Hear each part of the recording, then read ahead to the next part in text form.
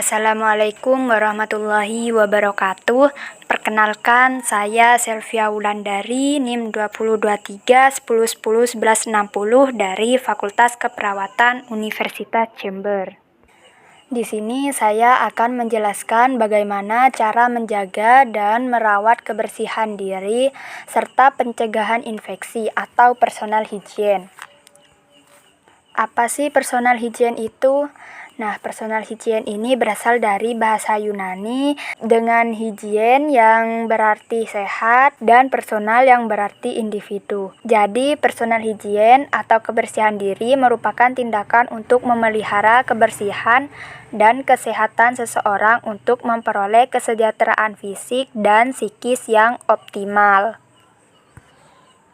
Tujuannya yaitu untuk meningkatkan derajat kesehatan, untuk memelihara kebersihan diri, memperbaiki personal hygiene, mencegah penyakit, meningkatkan percaya diri, serta menciptakan keindahan untuk diri kita sendiri. Faktor-faktornya yang mempengaruhi yaitu kebudayaan. Nah, di sini ternyata budaya itu dapat mempengaruhi cara perawatan diri masyarakatnya.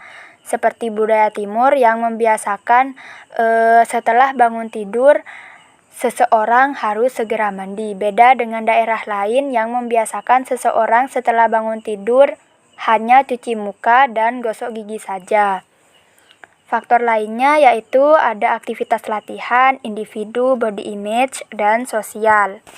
Jenis-jenis pemenuhan kebutuhan diri yaitu ada perawatan rambut, perawatan mulut dan gigi, perawatan mata, perawatan telinga, perawatan hidung, perawatan kuku, perawatan kulit, dan perawatan genitalia. Nah, di sini saya akan menjelaskan satu persatu bagaimana cara merawat dari ke-8 organ tersebut. Yang pertama yaitu ada rambut. Cara menjaga kebersihannya yaitu dengan keramas secara teratur paling sedikit 2 kali dalam seminggu. Keramas menggunakan air bersih dan sampo. Biasakan kita untuk selalu menyisir rambut kita setiap hari dengan rapi, karena rambut yang bersih yaitu rambut yang bebas dari kutu, kuman, dan ketombe. Yang kedua yaitu ada mulut dan gigi. Nah, di sini ada beberapa masalah-masalah pada mulut seperti karies gigi, periodontal halitosis atau bau mulut, stomatitis atau sariawan, glosistis atau infeksi lidah, serta gingivitis atau peradangan pada gusi. Cara menjaganya yaitu dengan menghindari kebiasaan menggigit suatu barang tanpa disadari. Contohnya, ada seorang anak sedang belajar dan dia menggenggam pulpen di tangannya. Nah, pada saat dia berpikir atau mencari ide apa yang akan ditulis, secara tidak sadar dia akan menggigit pulpennya atau memasukkan pulpennya ke dalam mulut. Nah, kita harusnya menghindari kebiasaan-kebiasaan seperti itu. Yang kedua yaitu hindari bernafas menggunakan mulut, serta menggosok gigi dengan air bersih dan gunakan pasta gigi. Gosok gigi minimal 3 kali sehari, yaitu pada pagi hari, sore, dan malam. Yang ketiga yaitu ada mata. Mata termasuk ke dalam organ yang dapat mengeluarkan kotoran. Cara merawatnya yaitu jangan terlalu dekat jika sedang main HP atau melihat TV. Minimal jarak antara mata kita dengan TV yaitu 1 meter. Yang kedua yaitu memakai alat pelindung mata jika sedang berkendara, seperti kacamata dan lain-lain. Hindari paparan sinar matahari langsung atau kemasukan benda asing. Jaga kebersihan diri dan tidak menggosok mata. Contoh, misal jika kita sedang berkendara, nah pasti ada hewan yang masuk ke dalam mata kita. Nah, kita itu tidak boleh menggosoknya secara terus-menerus karena itu dapat menyebabkan iritasi pada mata. Yang keempat yaitu telinga.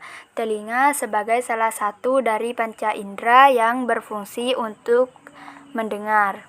Nah, cara merawat telinga yaitu Bersihkan telinga dengan cara yang benar. Hindari menggunakan cotton bud. Mungkin masih banyak orang yang beranggapan bahwa kita harus rutin membersihkan telinga dengan cotton bud. Namun anggapan itu salah. Justru kita sangat tidak dianjurkan untuk memasukkan cotton bud atau sesuatu ke dalam telinga. Memasukkan cotton bud ke dalam telinga kita justru beresiko untuk mendorong kotorannya masuk ke dalam telinga. Selain itu, jika memasukkan sesuatu ke dalam rongga telinga, akan beresiko dapat merusak organ sensitif dalam telinga, seperti gendang telinga. Lalu, bagaimana cara membersihkannya jika tidak dengan cotton bud? Nah, telinga kita ini merupakan organ yang dapat membersihkan dirinya sendiri. Nah, ada cairan yang seperti lilin di dalam telinga. Nah, itu fungsinya untuk mencegah debu dan partikel berbahaya lainnya untuk masuk ke dalam telinga. Jadi, fungsi dari cairan lilin tersebut sangat penting untuk kesehatan telinga kita. Dan adanya kotoran telinga itu merupakan sesuatu yang normal. Jika seseorang mempunyai kelebihan cairan lilin, maka dia dapat membersihkan daerah sekitar rongga telinga dengan menggunakan handuk yang lembut. Atau bisa juga kita langsung datang ke klinik atau rumah sakit terdekat untuk membersihkan telinga dengan alat khusus. Yang kedua yaitu lindungi telinga dari suara yang melebihi batas normal. Nah, telinga kita itu mempunyai kapasitas atau kemampuan untuk mendengar suara. Tidak semua suara masuk ke dalam kategori aman untuk didengar oleh telinga. Terlalu sering mendengar suara yang melebihi batas normal dapat membuat kemampuan mendengar seseorang menjadi berkurang. Yang ketiga yaitu menjaga telinga agar tetap kering. Telinga yang selalu basah dapat memungkinkan bakteri untuk masuk ke dalam saluran telinga. Hal ini dapat menyebabkan infeksi pada telinga yang disebut dengan telinga perenang. Telinga perenang ini merupakan infeksi pada telinga luar yang disebabkan oleh air yang terjebak di saluran telinga, sehingga mengakibatkan bakteri tersebut terperangkap di saluran telinga kita. Yang kelima yaitu ada hidung. Cara merawat dan membersihkannya yaitu banyak minum air putih. Nah, salah satu fungsi dari hidung yaitu menyaring udara kotor menggunakan silia dan produksi lendirnya. Lendir inilah yang menjadi kunci kotoran di udara tidak ikut masuk ke paru-paru. Produksi lendir dipengaruhi oleh air minum yang kita konsumsi sehari-hari.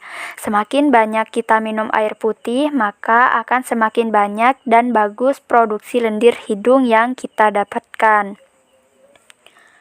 Yang kedua yaitu menjaga kebersihan tangan. Nah, menjaga kebersihan tangan ini menjadi kunci dari kesehatan kita. Karena tangan kita yang setiap hari berhadapan dengan banyak virus dan bakteri di permukaan benda. Banyak juga menyentuh barang-barang dan melakukan aktivitas.